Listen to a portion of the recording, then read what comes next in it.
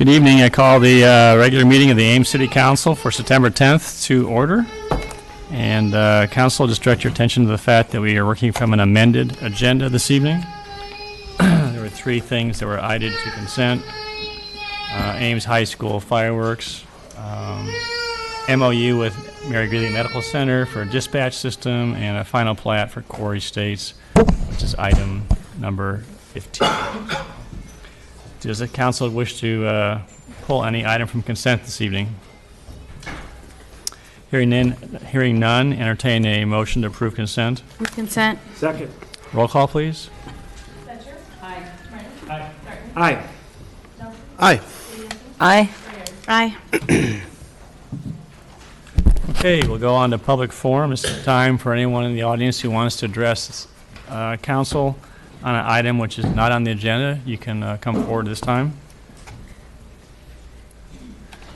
Seeing none, we'll close public forum. Move on to item number 17, staff report on vacation lodging standards.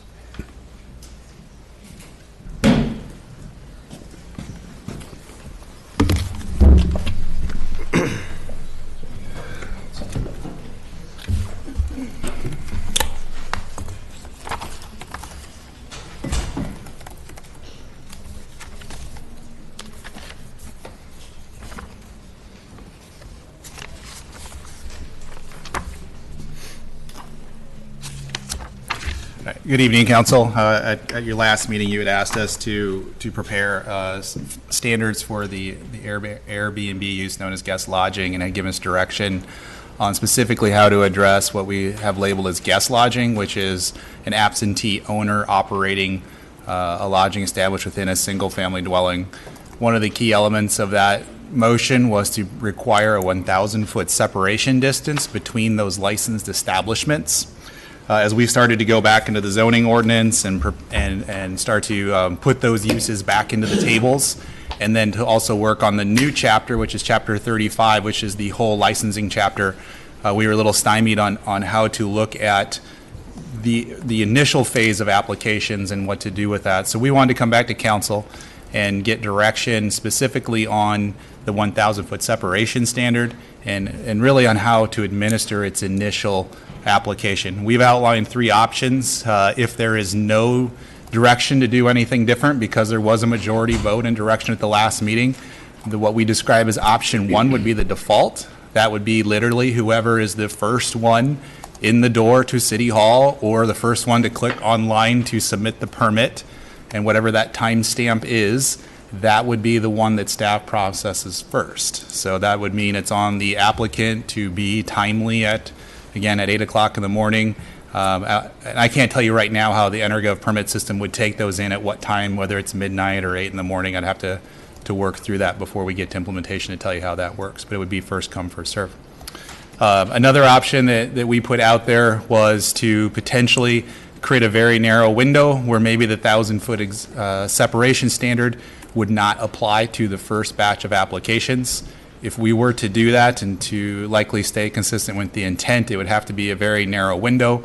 One thing that we thought would be important was that it was applied only to those properties that are currently registered and have a letter of compliance as a rental property. And the thought process there was that, at least in that case, the properties aren't being converted from an ownership situation to a short-term or a guest lodging situation. They're just changing from being a rental property to a guest lodging.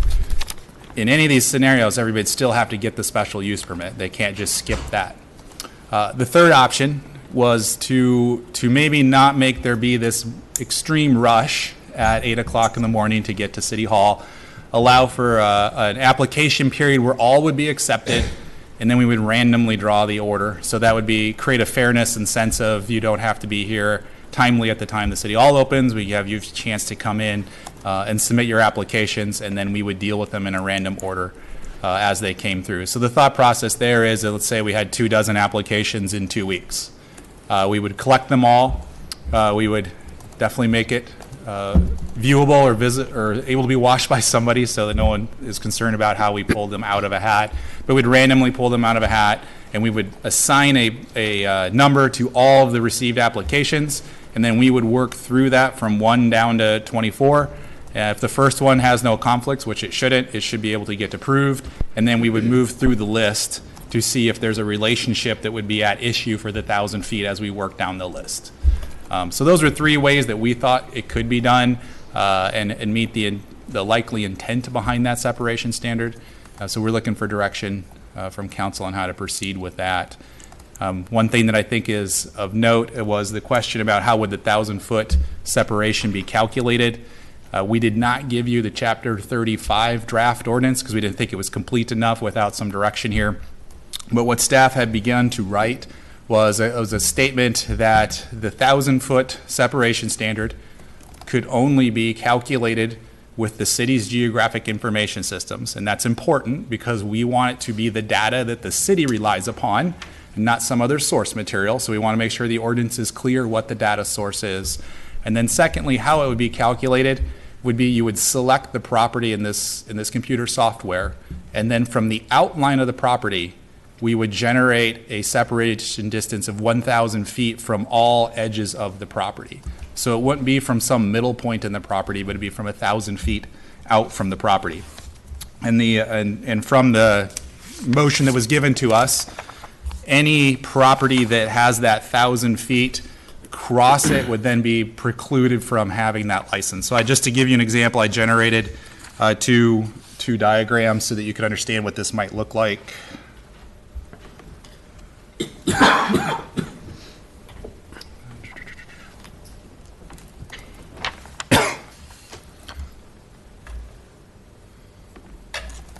So we just randomly picked a property near 13th Street. There's no reason for that property. I don't know who the owner is. I don't know if it's a registered rental property or anything. So what you can see here is the orange property is the selected property, and that circle is 1,000 feet as measured from the edge of that property. And then you can start to see anything that is blue is a property that is within partially at least within 1,000 feet of the other. So those properties would be precluded from getting a license. So in a similar situation, this is the same calculation, just a different part of town, just to kind of give you another sense of if the road patterns aren't in a grid, it still crosses all versions of streets, all versions of railroad right-of-way, everything else. So I hope that it makes it clear how this would be done if we're going to use the geographic information system tools that we have as staff. So you could always estimate this online, so especially if you define it by the edge of the boundary, you don't have to come to staff to figure that out precisely.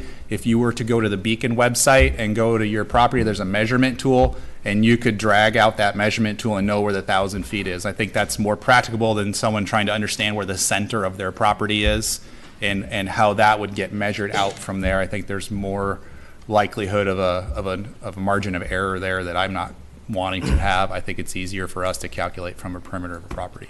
Well, and it doesn't look like it'd be a great difference. I mean, if you use the center or the perimeter of the If you had a very odd large property, so let's say you had maybe a legacy property that might be 1.5 acres in size, then yeah, the 1,000, sure. From the actual home, it would be greater than 1,000, but again, from the edge of the property, it'd be the same 1,000 feet. So I think that would be the trade-off on really large properties. On small, normal subdivision lots, I don't see a big difference in that measurement. It's likely 50 feet, give or take. Sure. Yeah. So with that, that's the end of what I wanted to present. We did attach to the staff report, just as an informational item, the Chapter 29 changes, because you didn't have questions, but we said we did have to add that use into all the use tables, and certain things needed to be modified. And as we pointed out in the staff report, the way we would propose to deal with PRDs and with village is to try to write it in a way that the single-family homes, the 1- and 2-family homes, would be treated the same in those zones as whether they were low-density zones, even though the districts themselves allow for a variety of houses. So that's the approach that we put in the Chapter 29 updates, was to try to treat 1- and 2-family homes the same as long as they are in a low-density area or zoning district. But the main reason for tonight was to, again, get direction on the expectation of how to implement the 1,000-foot separation. 2 quick questions for me. Where you have a higher density neighborhood where we're not going to preclude the use of vacation rentals, do you put a 1,000-foot radius around those? How do you think about the boundaries between areas?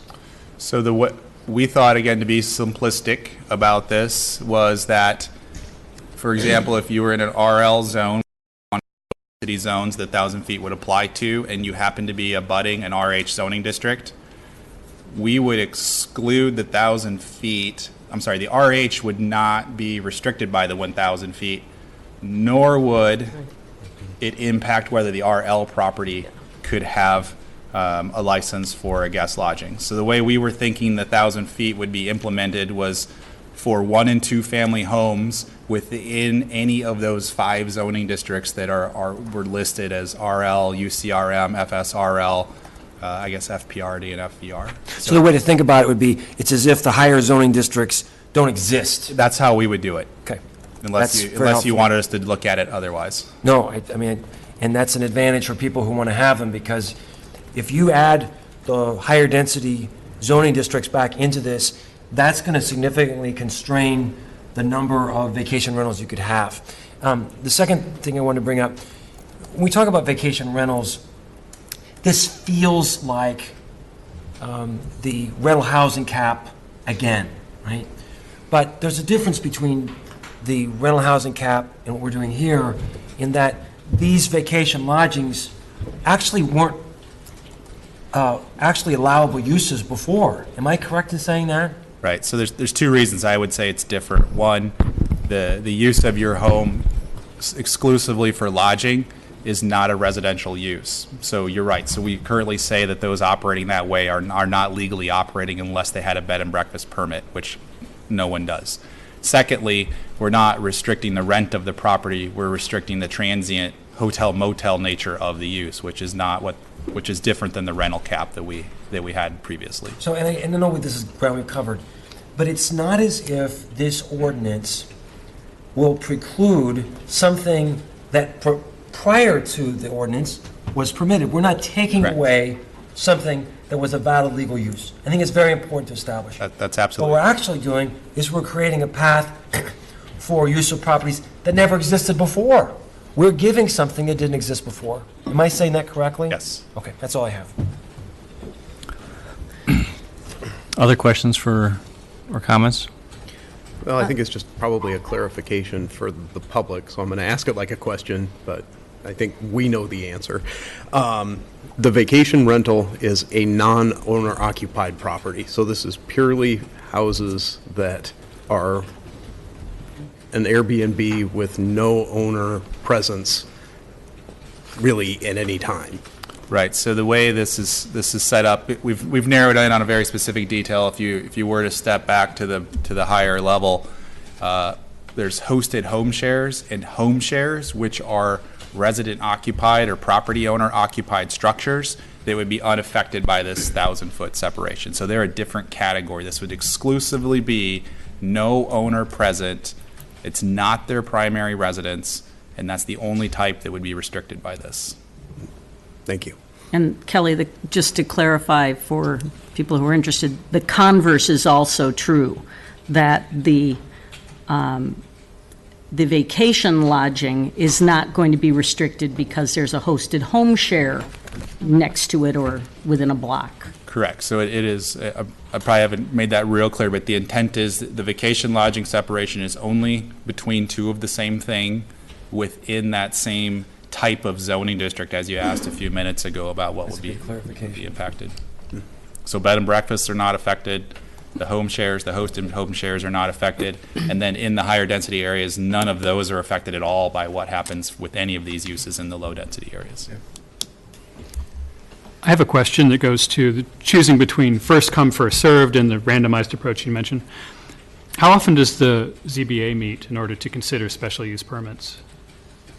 By the time we have this adopted, they'll be meeting once a month. So their schedule is twice a month for the spring and summer of the year, and then in the winter they go to a once a month process. So if you give direction on this, I'm not going to be able to tell you a date tonight, but the thought process is this. You have to, I think I tried to lay this out, what the application steps are. So you first have to come into the city, and have completed the registration of your property as a rental property and have completed that initial rental checklist. At that point, once that's done, then you can apply for your special use permit. So that at most, they would consider 5 of those permits on a night. They have standing bylaws that would say they don't deal with 10 items on an agenda. So we would have to look at that and process them in order of the special use permit. So what I am saying that is whichever version we pick, we'll have to be conscious that date of application for the license has to have some time for the ZBA to deal with at least probably more than 5 applications. So you might have to have some delay period of 2 months from the licensing option to let at least 2 or 3 ZBA meetings happen to let those get kind of sorted out about. We want got that a special pipeline use to permit. empty. Yeah, so I didn't get into that today because I don't know what calendar we're on with where we're going in terms of getting the ordinances adopted, but we would have to plan for some option for ZBA to deal with these before you can then submit with the license. Thanks. And if there were a lot, we may have to request that the ZBA meet twice a month for 2 months to be able to deal with that first set of applications that come in. I guess the thing that I would want to try to avoid is if there's going to be like a last-minute contest to see who clicks first or who shows up at the window first, if there's also a separate contest to see whether you make it onto the ZBA agenda or not this time, then that seems undesirable. So that's what I'm trying to avoid, is that there's not a game of getting on an agenda for the ZBA and jockeying for that. I think the ZBA has to have time to do their job and not feel pressure to get through them, be able to do their investigation and let the public come have comment on these and not pressure them for that. So they'll have a little bit of a delay to get to the actual license, which is more the administrative side of things. Thank you. For option 2, do you have a suggestion in mind for a time frame, or would you need guidance on that in terms of a window, like you said?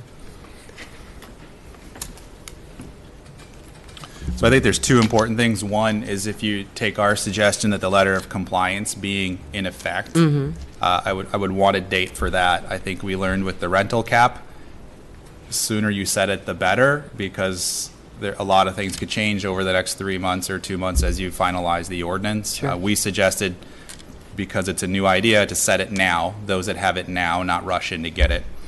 But what I do need to know is, so what that option is doing is saying a certain batch and a certain time frame are exempt from the rule. So I think you need to have a pretty narrow window of people that apply, get the special use permit, and then follow through to get that license. I would think it's 2 weeks. 2 weeks? Something along that lines. Okay. And as I just said before, you have to build in at the beginning that the ZBA is going to have to act over probably a longer period of time of a couple months before you can even get to that 2-week period. Sure, but I see what you mean, though. But just by designating the period length, that'd be all you'd need to, for guidance. Yeah, I would need to know if the LOC is required, Yeah. as of what date, and then we have to still put this together, but the intent would be to have a set date in the ordinance, not have some vague thing that 2 weeks after the effectiveness of the ordinance, we would want to set a real date. Okay. So with direction, we'll start to look at that ZBA calendar and kind of plan out how this could come together and put a date in, whether it's January 15th or something along those lines. That's what we would prefer to do. Okay. Thank you.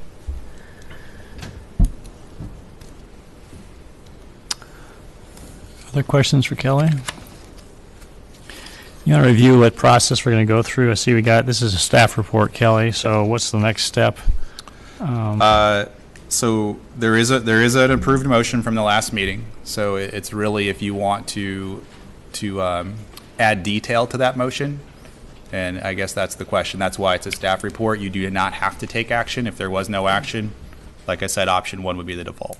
But it's detail only related to how we choose between properties that are in conflict with 1,000 feet. Yep, and really anything about the 1,000 feet, if you're unsure about how it's calculated or applied, that's what we're trying to get to, but really it's this initial application period.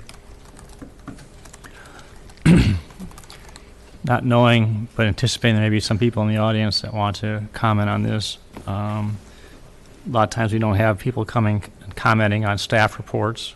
They comment on we're far down the road. But given the fact that we're trying to minimize the redo, I would propose that we're going to go ahead and offer a little bit of time for public comment tonight. And then the other thing I was going to suggest, with your permission, is that I think we had some really good positive feedback from people on the changes to the rental ordinance, the time we've taken to try and go through that process. And so if we, instead of having a first hearing, we come back with an ordinance, everyone agrees with that, then we wait 2 weeks, give people a chance to, look at it, comment on it, and then come back. Otherwise, we'll have the first reading at the next meeting or in 2 meetings, essentially. Not on every ordinance we would do this, but the point is there's been I think we all got a lot of emails here in the last half an hour, on this. I haven't had a chance to read through all of them, yet. And so, anyway. All right, so we'll open up public comment on this particular topic. Is there anyone that wants to address council on this?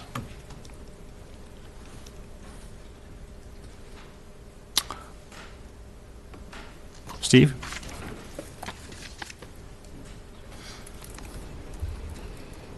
More questions. I'm Steve Bach. Address, please. What's that? Address, please. 661 Xanadu Place, Thank you. Ames.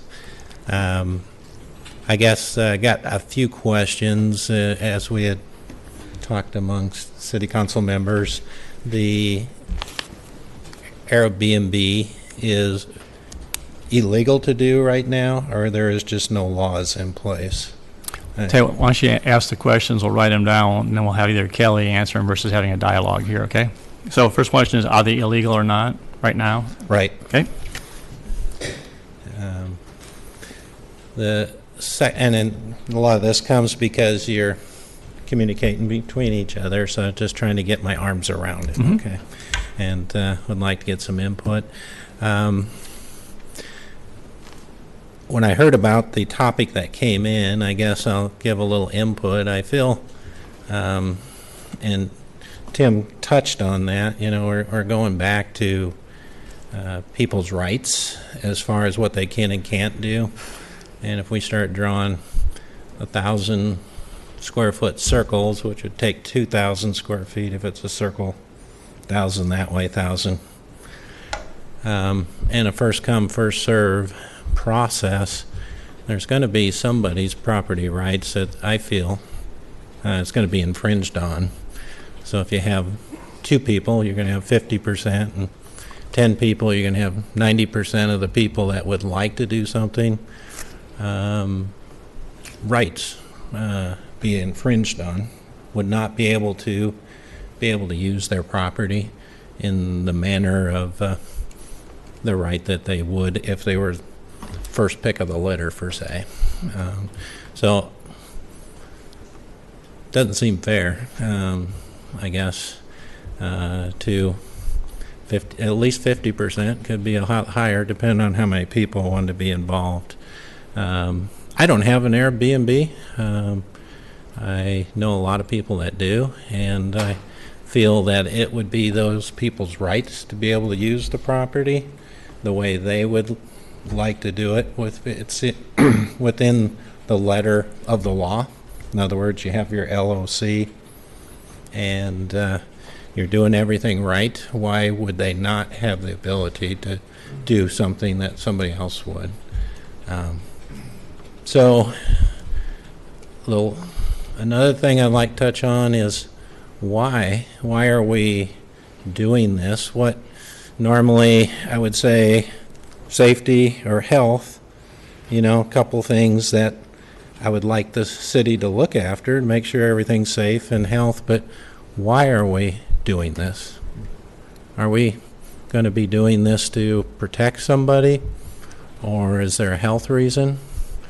I'm a real estate agent, and I like to protect any of my clients' rights, personal rights, property rights, and I feel that there is some property rights that could be stepped on here, and I think you got to think about that real high, because I feel that's the very same or similar reason that the couple other ordinances were shot down through this legislation. So,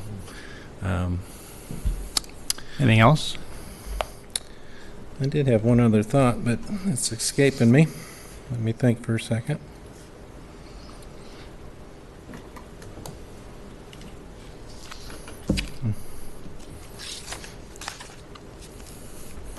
May have to come Okay. back to All right, that thank- next time. I appreciate you, Thank you. listening. Thank you. And I'd like to get input back of really why this is a good idea with safety and health and people's property rights being infringed on. Thank you. Thank you. Thank Anybody- you. Anybody else? Seeing none, we'll close public comment. 2 questions been asked by Mr. Bach. Are they illegal now? And then why are we doing this? Is it to protect others? Kelly, you want to comment on, can you comment on the, those, or we can ask council? So it's not legal now in the sense of how the use operates. Airbnb is a platform for finding tenants. What's not allowed is how long the tenants are there. So in the zoning ordinance, and probably in every zoning ordinance in America, there's a difference between living in a house and running transient lodging, which you wouldn't think of as a hotel and motel. So we do not allow hotel motel uses within single family homes with the exception of a bed and breakfast. The bed and breakfast is required to have the owner operator on site. It's the allowance that we have. Again, that's a very customary allowance to allow for bed and breakfast, but they're limited in nature and have the owner present. To allow for a home to not have the owner present and to exclusively be occupied people that are there at a very short-term basis, again, transient nature, that is not something that's allowed today. Well, I would, if I might, too, answer just a little bit, there are many uses that aren't allowed in a residential home. You know, there are many types of businesses that you couldn't run out of a residential home. And until now, guest lodging has been one of those types of businesses you couldn't run out of a residential home. So the reason we're dealing with this now is because, like Tim said, we're trying to find a path forward to make it possible and make it legal within some framework. You know, so at least though, you know, it was something that wasn't allowed before, and that's why we're, you know, talking about it now, is to give us a path to make it possible. Okay. Can I add one clarification to the circle? I don't know that I explained this. It's not going to be the separation of 2 circles. It's going to be from property to property. So, for example, if this property wanted to come get licensed, it's outside of that circle, and even though its new circle would overlap, that's fine. So it's not 2,000 feet between stuff. It's only going to be 1,000 feet. So the circles can overlap. It's only the properties that have to be separated. Okay. So staff needs direction from council in terms of simultaneously applications. Is that right, Kelly? That's what you're looking for tonight? Which one? Yeah. I kind of liked option 2. I think this was hard. I'm pulled between 1 and 2. I feel the equities in both of them. With 2, you know, I like staff's suggestion of making sure they had their letter of compliance already, so that there's some indication that, you know, they were running a business out of it, and we're not taking away owner occupied, like Kelly mentioned, where someone scrambles to get a letter of compliance. So just if you just clarify for those that may be watching or in the audience aren't aware of what option 2 is, just kind of summarize what option 2 is again. yeah, option 2 would allow an initial application period before the 1,000-foot radius criteria kicked in. And so it would allow those who have been operating this type of vacation lodging to apply if they have their letter of compliance already. You know, they would allow them to apply, and then that window would close, and then any subsequent vacation lodgings would have to meet that 1,000-foot criteria. So just to tease this out a little bit, if someone said, well, I just and they're working on it, Yeah. they don't have a current letter of compliance, or not operating as an Airbnb, would they fall under this exemption or not? How would that work? Say if they don't already have their rental code letter of compliance, they would be under this exemption. No. Yep. No. So They'd have to with- take their chances in And 1,000 later foot. with the 1,000-foot thing. Yeah. Let me just take it in another direction. Somebody hasn't necessarily been planning to do vacation lodging, but they have a rental home that they have an LOC for, and it's currently not occupied. So they could take advantage of that, but then we lose Some the rental rental homes. property for long-term renters. I do think there's a risk there, yeah.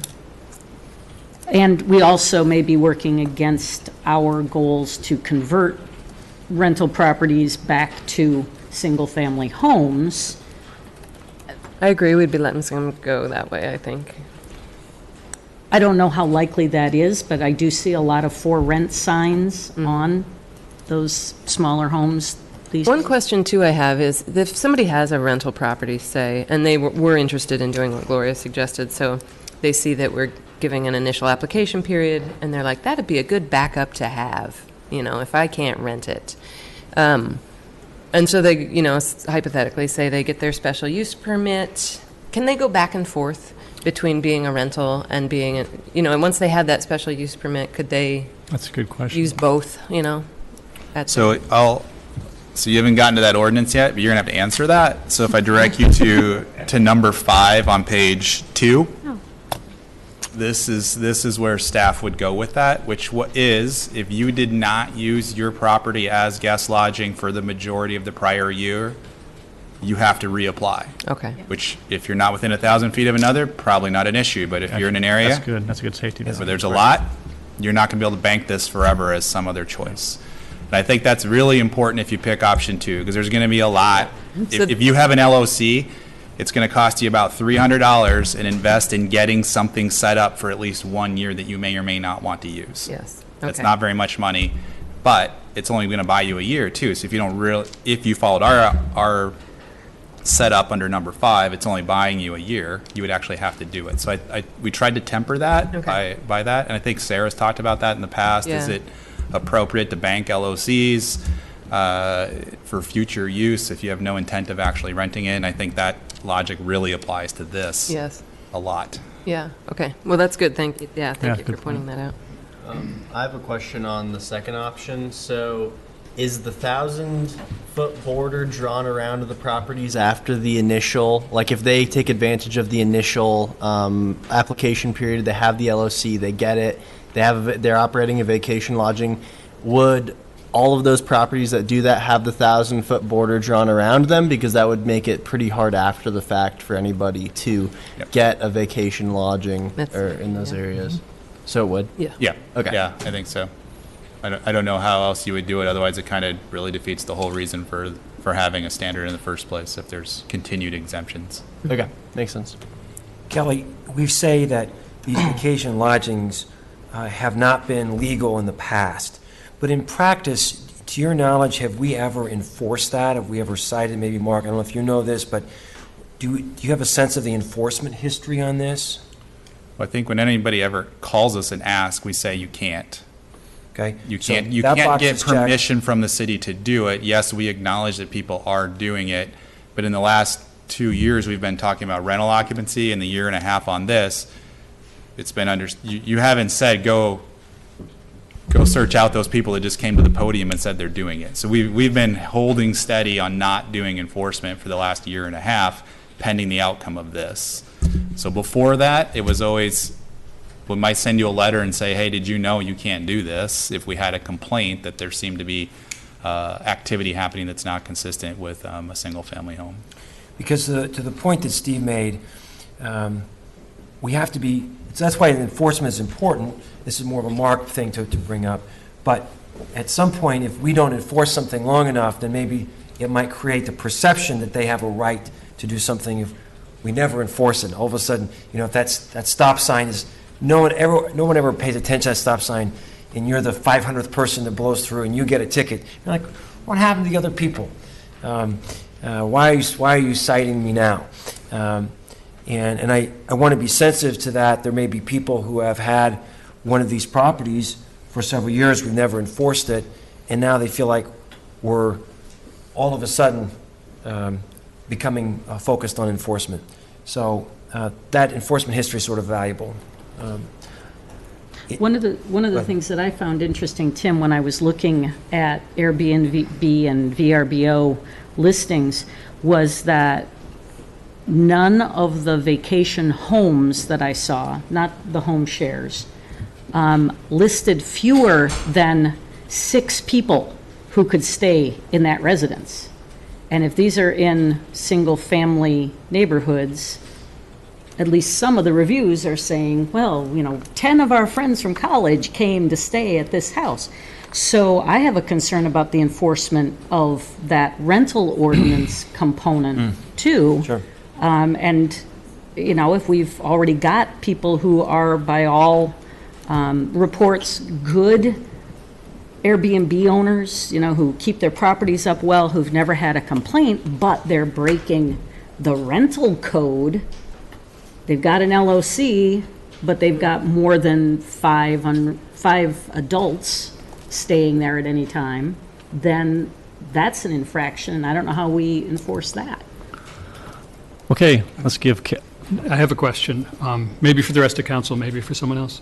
I'm having a hard time understanding the difference between option 2, the exemption proposal, and what we discussed at the last meeting when the attorney advised us that it was not really possible for us to carve out an exemption for current practitioners.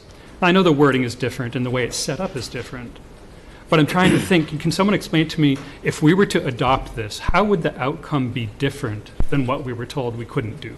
There'd still be properties left where you could do it, right? The opportunity is still there for other people to do it. No, if we tile in the 1,000-foot Yeah. properties. So if they get filled in immediately in the first week, the effect of them being there is to preclude anyone else from Right. getting a property in the neighborhood. What's the difference? Oh, I don't think they will. I mean, I think that the answer is that they wouldn't all get filled. There would be parts of town where there's still spots in between those radii. We're up next to high-density areas where they're allowed, there's no radius drawn from vacation lodging there. It seems to me that, Okay, I buy that. I think there's very little risk that the whole city would become filled in Fair enough. after that. And so if that's one difference, is that a difference that is legally significant to distinguish what we Mark left. didn't go through last week and that we're proposing now? I'm sure Mark will chime in. The one difference I see is from the commentary that Mark gave about allowing something that's illegal. This is not saying you get to do it. It's giving you an application process. You still have to meet all the standards, and then it will continue forward as a licensing requirement. There's not a one-time get-out-of-jail-free card where you're allowed to exist because you were existing illegally. That's structurally for me, that's the difference, is it's only an opportunity to apply. Okay. You still have to meet standards. Yep. Yeah, he just said what I was going to say. Okay, so if last week we'd been talking about an opportunity to allow people to apply, then we'd be pretty close to what we're talking about tonight. Right, yeah. Yes. Does that put more of a burden on the neighborhoods that are already higher rental density than other neighborhoods? If you already have an LOC and the window is open now, or the door is open, whatever analogy you want, for you to apply, do those neighborhoods where more LOCs already exist then risk having more Airbnbs as opposed to those neighborhoods where we don't have a lot of rental properties yet? Yes. Yeah. I mean, under option 2, absolutely. I mean, there will definitely be more approved guest lodging establishments in option 2 in concentrated areas than either of the other 2 options. That's the thing that bothers me about it. I've had constituents calling me the last 2 days that are very concerned because they're seeing homes on their blocks being purchased, and they've been told, yeah, we're going to create an Airbnb. And so there does seem to be, at least in my Ward 1, where we have a number of rentals already, a trend toward properties being sold that were not rental before, that are now going to be converted to Airbnb. So I'm back to that concern for the stability of the neighborhoods and the erosion of the community in those areas if we don't vote for either option 1 or option 3, both of which maintain the 1,000-foot radius from the minute we open the applications.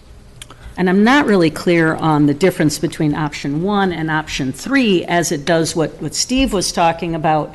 Does the randomization make it fairer for everybody, or does it just make it seem like it's such a crapshoot whether you get it or not, whether you get that go-ahead, that it makes it seem like we're rewarding the people possibly who've just come in at the last minute instead of the people who've been planning for this and have been ready to submit their applications at the first moment. So I don't know. But those two that are competing for the exact same second, that's why we're asking. I mean, again, first come, first serve is a standard that can be implemented. If it doesn't seem fair that someone's at 8 o'clock and 8:00 in 1 second and they're precluded, then you would pick option 3, because then everybody has a fair shot, at least randomly being selected to be the one. That's really the only difference. It's about what do you feel is fair for that first application period. I wonder, though, maybe from Mark's perspective, does the randomization make it less likely that people can claim infringement of property rights, which I don't really buy as an argument in this case because we're talking about use. And I believe we have the right to zone for use. Yeah, right. And so I don't think the randomization would increase their,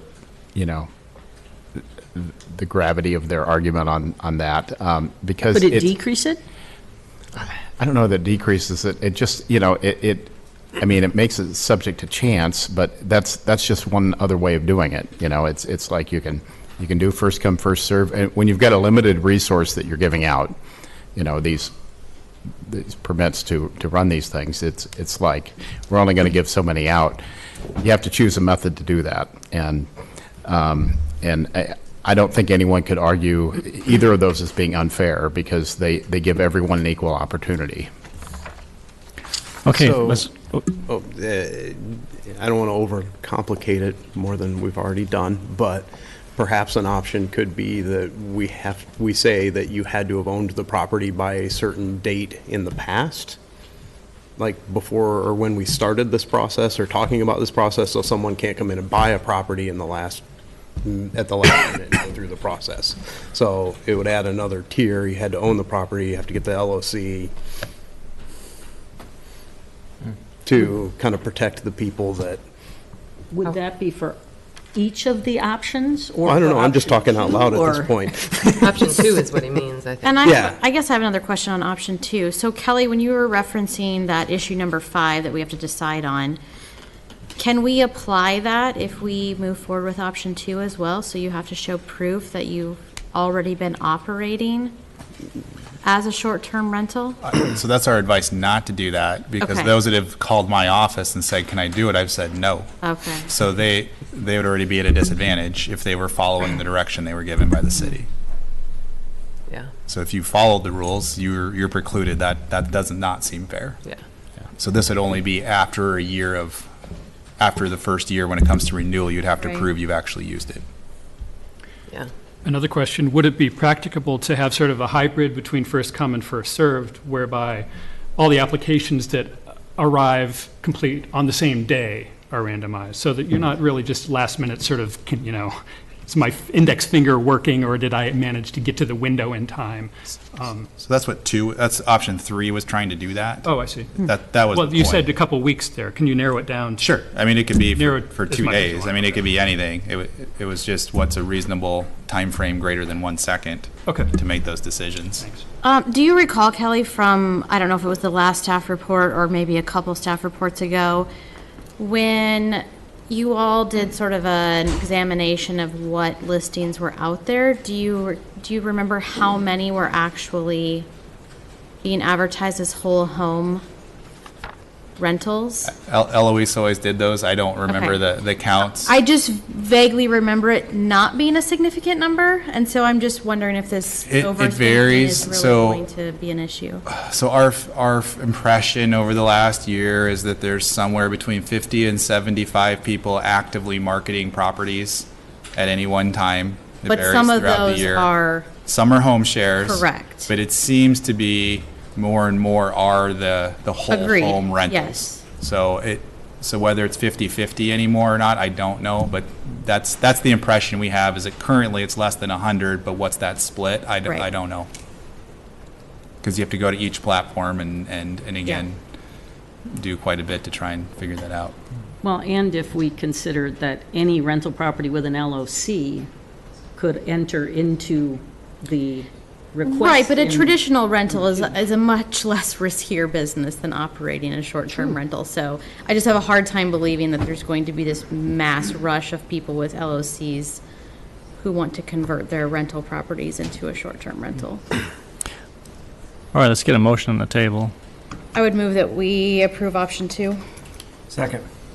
All right, discussion. And did you need So- to stipulate those things that Kelly mentioned in there? I guess option 2, I put in October 1st as an LOC date, and then,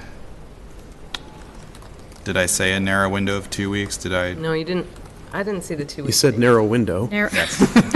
So I think I would like a little bit of an understanding about How long to give the, how long do you want to let people, after they've gotten their special use permit, be able to come in and apply, knowing, again, they had to have their LLC first in the first place, so.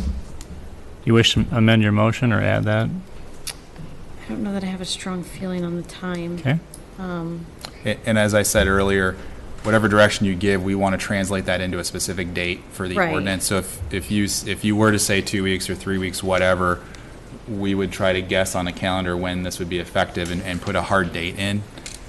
But we would like to know your intent, whether it's a month, 2 weeks. Yeah, I mean, I'm fine with, the October 1st date is already in the option, so I think that's part of the motion already. I mean, I think 2 weeks is fine if everybody else is. Is there a reason not to set it back so that we don't have people rushing to apply for LOCs? I don't know how fast they can That's get a through the pretty inspection quick process. turnaround, October. I I'm don't not know. saying it's impossible. It seems I know. difficult to say you Yeah. could get on a schedule for an inspection and complete everything in the next 3 weeks. Right. But I'm not going to say it's not possible. If you pick September 1st, clearly then it's all moot.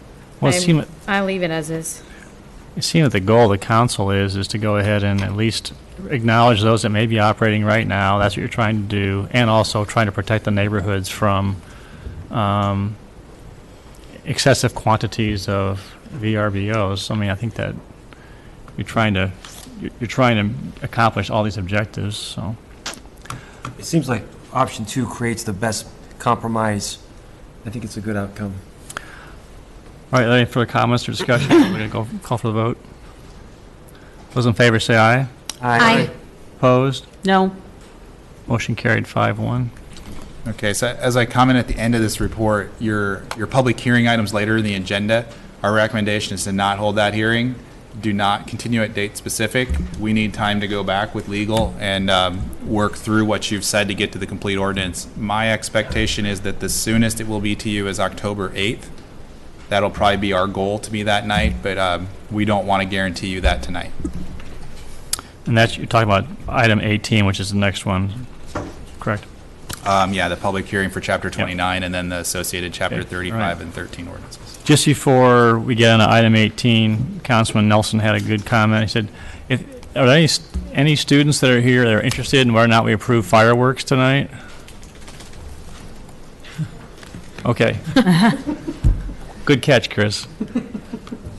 That was put under what they call a consent agenda, and that was approved, so that your application has been approved. So he just said, I hate to have them sitting around for another 2 hours wondering, or an hour wondering if we go ahead and approved it, but that was taken care of, and it'll be approved and issued, okay? You guys totally owe Chris Nelson. That's right. We all are here for the whole meeting. You can still stay and watch, but I just want to make sure you're aware that, Civic process. or when the meeting's over, you wonder what happened. So, Good luck with homecoming. all right. Okay. Move on to item 18, hearing on proposed amendments to the zoning code. Like a motion to continue the hearing to a date uncertain. So moved? Second. All right, discussion? Those in favor say aye. Aye. Opposed? Motion carried. 19, hearing on 415 Stanton Avenue. So on 19 today, we were informed by the applicant they weren't able to obtain the out-of-town signatures necessary to proceed with the public hearing. So staff is advising you at the request of the applicant to continue this hearing to the next meeting on September 24th. So moved. Second. All right. Those in favor say aye. Aye. Opposed? Motion carried. Okay, item 20, hearing on 2018-19 traffic signal program. First of all, does council have any questions for staff on this at all? Hearing none, I'll declare the public hearing on the 2018-19 traffic signal program to be open. Is anyone in the audience that wants to address council on this topic? Seeing none, we'll close the public hearing. Entertain a motion on resolution approving final plan specifications and awarding the contract to Iowa Signal Incorporated of Grimes, Iowa, in the amount of $199,688.43. So moved. Second. Roll call, please. Aye. Aye. Aye. Aye. Aye. Aye. Okay, moving on to item 21. Topic is zoning code related to bicycle parking incentives in commercial and industrial areas. Any questions for staff on this one? Kelly, oh, go ahead. Sorry. Go ahead. I have one question for you, and that's,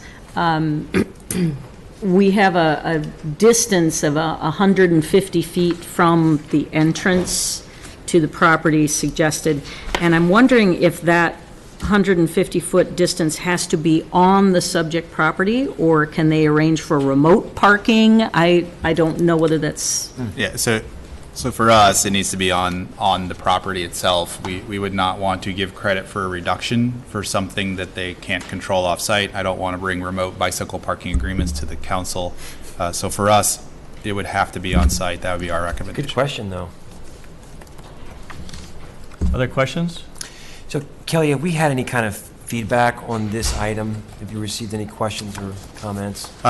We haven't, but the level of outreach was our normal notice to the development community that have asked for requests when we do text amendments, just to be made aware of them. I have not heard any feedback from that. The Planning Commission looked at this, made their recommendation after quite a bit of discussion about it. I was initially unsure of why we were doing this. I didn't feel like it was a problem, but the staff report's well-written, and Bronwyn made a good motion when this originally came up. I'm going to be supportive, but I was just curious if we had any feedback. We haven't, but we didn't seek substantial feedback either. Okay. But you did mention you've had people inquire about doing this before, right? This was longer ago, though. At the time we asked for the memo over a year ago, there had been a couple of different discussions. During the downtown gateway rezoning process, we created a bicycle parking standard for the first time in that zoning district. Mm-hmm. So it's been a conversation before, but not like a highlighted issue. Cool. Be interesting to see what the utilization is like. If for no other reason, I think it sends a message of our priorities and values, and so I think it's a good idea. Okay, I'll declare the public hearing on proposed amendment to the zoning code related to bicycle parking incentives in commercial and industrial areas. And want to address council on this topic. Seeing none, close public hearing. Entertain a motion on first passage of the ordinance. Move first passage. Second. All right, any other for discussion? Roll call? Aye. Aye. Aye. Aye. Aye. Aye. Thank you. I'll declare the public hearing on the request to approve a major site development plan for 3413 Aurora Avenue and 3425 Aurora Avenue to be open. Anyone want to address council on this topic? Seeing none, I'll close public hearing. Do you have any questions for staff, council? Seeing none, entertain a motion on resolution approving plan. Move approval? Second. Second. Talking over Did you each other get that? tonight. We all made the motion. Roll call, please. Aye. Aye. Aye. Aye. Aye. Aye. Item 23, rental code. First passage of ordinance amending Chapter 13 to add rent abatement as enforcement tool, to add 1 year of letter compliance prohibition as an enforcement tool, and to freeze the bedroom counts for all properties in the near campus neighborhoods to what would have been allowed on January 1st, 2018. Any questions for staff on this one? Sarah, Mark, do you have anything you want to add on this one? Otherwise, we'll go ahead and, since it's this is the first reading on this ordinance. It's been out in the general domain for quite some time. We will go ahead and open public comment on this item, if there's anyone that wants to address council on this topic tonight. Okay, seeing none, we'll close public hearing. Entertain a motion on first passage. Move on first? Second. All right, any discussion? Roll call. Aye. Aye. Aye. Aye. Aye. Aye. Thank you. Entertain a motion on second passage of ordinance establishing parking regulations for Scenic Valley subdivision, 4th edition. Move on second. Second. Roll call. Aye. Aye. Aye. Aye. Aye. Aye. And item 25, second passage of ordinance vacating 180-foot by 16-foot of alley right-of-way north of Lincoln Way and east of Elm Avenue. Move on second. Second. Okay, roll call. Aye. Aye. Aye. Aye. Aye. Aye. Very good, thank you. Moving on to disposition of communications to council. We have 4 items, and council, we get to item 3. I just have a couple of comments before we make any motion on that. So, first one's memo from Brian Phillips regarding the potential council field trips. I'd move we put that on a future agenda. Second. Is that something that could be put on to our goal-setting session, as staff suggested, in January? Could be put on any agenda that staff recommends. Okay. I don't think it would take a long time. Okay. Those in favor say aye. Aye. Opposed or abstaining? Carried. Item 2 is memo from John Joyner regarding interim traffic control measures at US 30 South Dakota Avenue. That's a response to your question of interim. Just accepting that? Informational. Should we, Information? for the sake of the public, Sure. explain briefly what's in Sure. there? Sure, I think the council, tonight has just approved that traffic device on Highway 30. There's concern in the near future about traffic backing up, and was there any interim moves that the state would approve for the city to do until that traffic signal is in place? Our staff then met with DOT, and I don't think they didn't indicate there was any possible alternative short-term solution that they would support. So our goal then is to move as quickly as possible to get this traffic signal in place. And until then, we just have to pay attention and drive safe. Yeah, people have to be careful. Okay. Under item 3, memo from Tracy Warner. Tracy happens to be, I think, at a conference, but she's out of state tonight. And I was trying to find out if any discussion had been had between Mr. Thompson and Mr. Flummerfelt.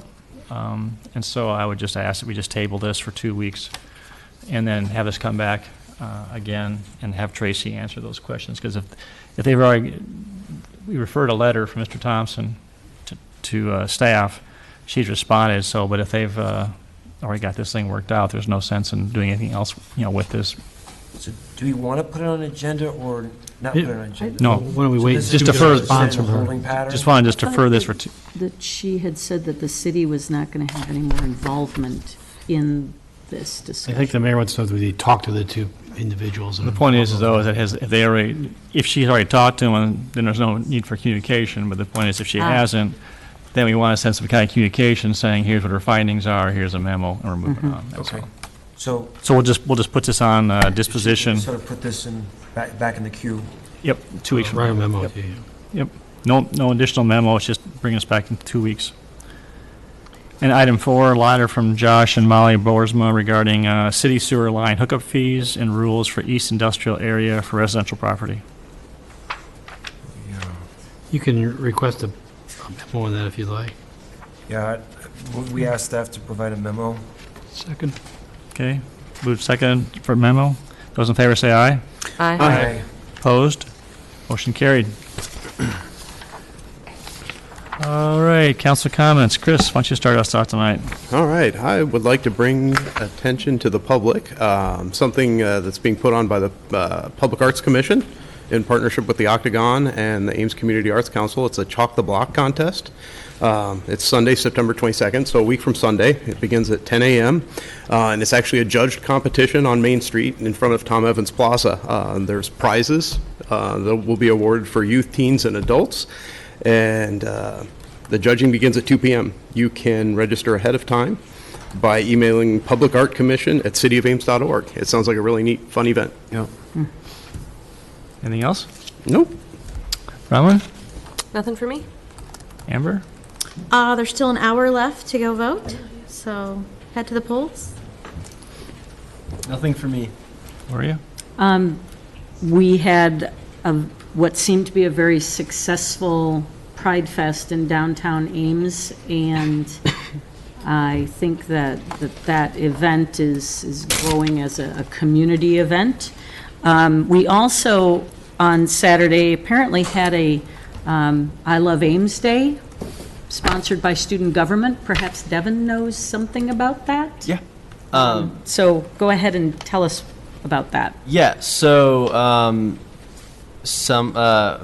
Sandeep Stanley, he's a senator, and Rachel Orger, I believe, were the two who worked on that within student government. Basically, they had student groups come out and to the farmers market, same day as Pride Fest, and basically just talk about what they're doing, and they held booths at the farmers market. So I heard that the people who were organizing it later that day were happy with how it turned out. So yeah. I wanted to bring something else up tonight, so I'm just going to give you a heads up because I forgot to email you to warn you that I wanted to discuss it. I am interested in having the council consider sending a message to our two major political parties in Story County, affirming the support for and our commitment to nonpartisan races, because I have heard from at least one of those parties, from a number of people, that there is this effort to recruit candidates under the party for nonpartisan offices, and I think it's in our interest to make a statement about that. But I will send you something and bring it up at council comments at a future meeting. That's it. David? Nothing for me, thank you. So, I know I speak for the council. We don't know how the outcome of this bond vote's going to be, but Steve, I hope you communicate loud and clear. We are so proud of our staff and the way in which they have communicated, worked zealously on the Healthy Life Center, and communicated in a thoughtful way to engage our community. I cannot imagine them doing a better job. And so I don't want this moment to pass without communicating loudly and clearly our deep appreciation for such an important project. Thank you. And I think there's something coming up on Saturday, and I can't remember what it is. Bronwyn, any help? You can't park on some certain streets, I think, over by Yeah, so there's a little football game coming up on Saturday. For many people in Ames, this is one of the most important dates of the year. Go Iowa State. Nothing else. Okay, I got a couple. One is Steve, Gloria, and I had the opportunity to meet with Reg Stewart this morning and started the conversation on principles of community. So we did not have adequate time to get anything put together for tonight's council meeting, but I would classify it as an incredibly positive meeting, and we're making some good progress. So we tried to get something back to you for this meeting, but the time just didn't allow with the holiday and people's schedule. And secondly is we're trying to get, Devin and I are working to try and get a meeting set up with student government, a joint council student government meeting. You know, we talked last year about having them in the fall and then in the spring. Last year, we met just before Thanksgiving, and we were hoping to kind of get that moved up to be sometime, hopefully, mid to late October. Diane's trying to get some dates coordinated with student government, and then she'll be coordinating. So we would appreciate if you could respond quickly when she does propose those. The goal would be is try and get it, more midterm than towards the end of the term, a few weeks before semester's over versus trying to get, middle of it. So anyway, know you're busy, but our goal is to be partners with student government and communicate. So anyway, all right. That's all for this evening. So I will entertain a motion to adjourn. Move you adjourn. All right, we're adjourned. Thank you.